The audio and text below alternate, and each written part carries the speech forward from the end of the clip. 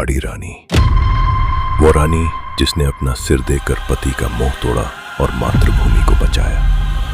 राजस्थान की धूल भरी हवाओं में आज भी एक नाम गूंजता है, हाड़ी रानी, जिनका असली नाम था सलह कंवर, बूंदी के शासक संग्राम सिंह हाड़ा की बेटी और मेवाड़ के वीर सामंत रतन सिंह चुंडावत की पत्नी।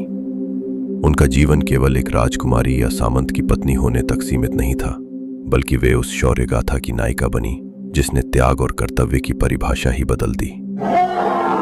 सलह कंवर का जन्म हाड़ा वंश में हुआ, वो वंश जो अपनी वीरता, पराक्रम और स्वाभिमान के लिए संपूर्ण राजपूताना में विख्यात था। बचपन से ही उनमें अदम्य साहस और आत्मसम्मान की भावना थी। राजमहल के वैभव में पली बढ़ी, परंतु उनका हृदय राजसी सुखों से बड़ा था।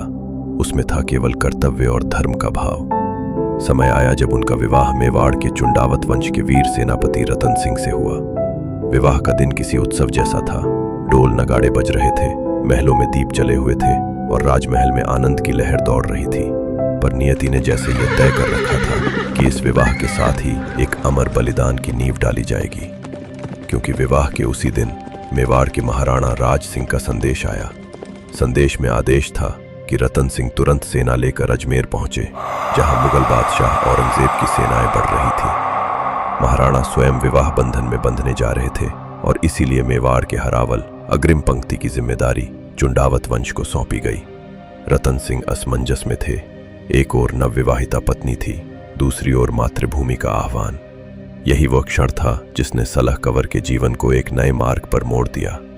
उन्होंने अपने पति को स्पष्ट कहा, देश और धर्म सबसे पहले हैं। मैं चाहती हूं कि तुम वीरता के साथ अग्रिम पंक्ति संभालो, क्योंकि यही चुंडावतों का गौरव है। परंतु रतन सिंह के हृदय में एक पीड़ा थी। वे युद्ध के मैदान में अपनी रानी से दूर कैसे रहेंगे।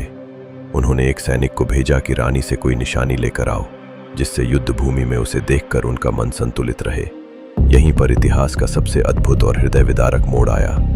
हाड़ी रानी ने जब यह सुना तो उनके भीतर तूफान उठ गया। उन्होंने सोचा, अगर मेरा अस्तित्व ही मेरे पति को कर्तव्य से विचलित कर रहा है तो मेरे जीवन का क्या मूल्य। उस समय उन्हें केवल मातृभूमि का गौरव और अपने पति का कर्तव्य दिखाई दी, और फिर उन्होंने वो कर दिखाया जिसकी कल्पना भी रोंगटे खड़े कर देती है। उन्होंने अपने सैनिक को बुलाया और अगले ही पल उन्होंने अपना सिर काटकर अपने पति के लिए निशानी भेज दी। कहा भी जाता है, चुंडावत मांगी सेनानी, सर काट दे दियो सतरानी। जब यह निशानी रतन सिंह तक पहुंची तो वे स्तब्ध रह गए। उनकी आंखों में आंसू थे, हृदय शोक से भरा था। पर उसी क्षण उनके भीतर अद्भुत ऊर्जा का संचार हुआ।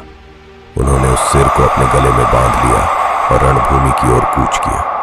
अजमेर के मैदान में चुंडावत वंश के इस वीर ने अपनी रानी के बलिदान की ज्योति को कवच बना लिया। उन्होंने औरंगजेब की सेना के आगे बढ़ने के हर प्रयास को विफल कर दिया।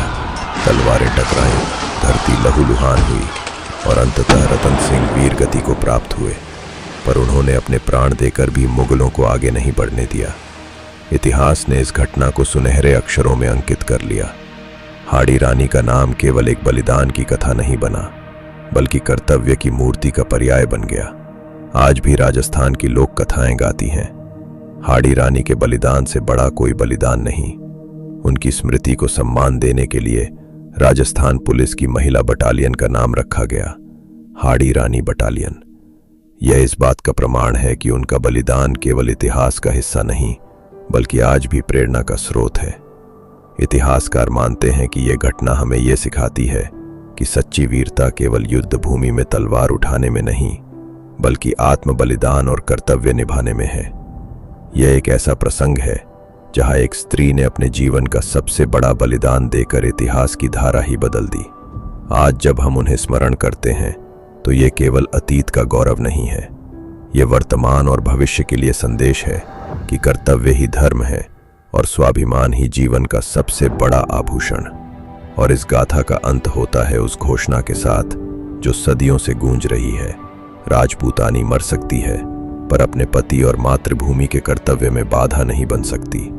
यही है हाड़ी रानी की अमर गाथा, एक ऐसी रानी जिसने अपना सिर देकर जालिम का अभिमान और पति का मोह दोनों राख कर दिए और आने वाली पीढ़ियों को सिखा दिया कि बलिदान ही सबसे बड़ी वीरता है।